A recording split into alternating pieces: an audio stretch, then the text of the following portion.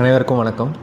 ஒரு இன்டென்சிவிஸ்ட்டாக ஐசியூவில் பார்க்கக்கூடிய காமனான கேசஸ் என்னன்னு பார்த்தோம்னா பேன்க்ரியேட்டைட்டிஸ், மயோகார்டியல் இன்ஃபார்க்ஷன், பிரெயின் ஸ்ட்ரோக்கில் ஆரம்பிச்சு சிர்ரோசிஸ், சிஓபிடி எக்ஸாசர்பேஷன்ஸ், அதோட காம்ப்ளிகேஷன்ஸ் அப்படின்னு போயிட்டே இருக்கும்.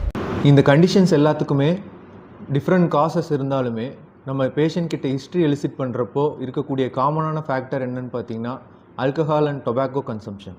இவ்வளோ பிரச்சனைகள் இருக்கக்கூடிய இந்த போதை பழக்கத்தை எடுத்துக்கிறனால எடுத்துக்கிறவரோட உடம்பு மனசு மட்டும் பாதிக்கப்படுறது இல்லாமல் அவங்களுடைய பார்ட்னர், குழந்தைங்க, சுற்றி இருக்க ஃபேமிலி மெம்பர்ஸ் அண்ட் ஃப்ரெண்ட்ஸ், அது இல்லாமல் ஃபினான்ஷியல் கன்ஸ்ட்ரெயின்ஸ், இப்படி பல பிரச்சனைகள் இருக்குது. டெலிரியம் ட்ரெமன்ஸ் ஸ்டேஜில் ஒரு பேஷண்ட்டை ERக்கு கூட்டிகிட்டு வராங்க.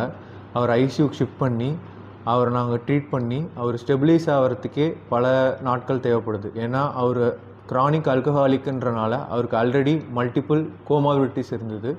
ஸோ இந்த மாதிரி அது வரைக்கும் பார்த்திங்கன்னா அவங்க ஃபேமிலி மெம்பர்ஸ் இவரை பார்த்துக்கிறதுக்காக அவங்களுடைய வேலையும் அவங்க குழந்தைங்க படிப்பு எல்லாமே பாதிக்கப்படுது. ஒரு நாளும் அவரோட கண்டிஷன் பற்றி அவரோட ஃபேமிலிக்கு எக்ஸ்பிளைன் பண்ணுறப்போ எங்களுக்கு அவ்வளோ கஷ்டமாக இருக்கும். அவங்க படுற கஷ்டத்தை பார்க்குறப்போ இது வெறும் ஆல்கஹால் சிகரெட்டோடு நின்றுதா அப்படின்னு பார்த்தோம்னா இல்லை. இன்றைக்கி பார்த்திங்கன்னா ஸ்கூல் காலேஜஸில் ஆரம்பித்து ஹெராயின், கொக்கெயின், கேனாபிஸ், MDMA இப்படின்ட்டு லிஸ்ட்டு பெருசாக பிரச்சனைகள் போய்கிட்டே இருக்குது. இது மட்டும் இல்லாமல் ஸ்மோக்கிங் அண்ட் ஆல்கஹால்னால் பிரெயின் ஸ்ட்ரோக்னால் பேஷண்ட்ஸ் வராங்க. செரிப்ரோவாஸ்குலர் ஆக்சிடென்ட்ஸ்னு சொல்லுவோம். அதே மாதிரி drunk and drive, road traffic ஆக்சிடென்ட்ஸில் நிறைய மெஜாரிட்டி ஆஃப் கேசஸ் பார்க்குறோம்.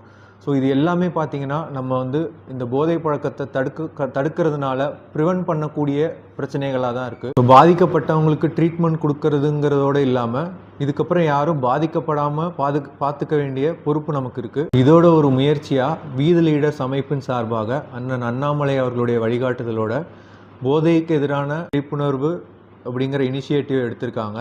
நம்ம எல்லாரும் நம்மளுடைய பகுதிகளில் போதைக்கு எதிரான விழிப்புணர்வை முன்னெடுப்போம். ஒரு தனி மனிதன் மாறினால் ஒரு குடும்பம் மாறும், ஒரு குடும்பம் மாறினால் ஒரு சமூகம் மாறும், ஒரு சமூகம் மாறினால் ஒரு தலைமுறையே மாறும். போதையில்லா சமூகத்தை உருவாக்குவோம். மாறுவோம், மாற்றுவோம்.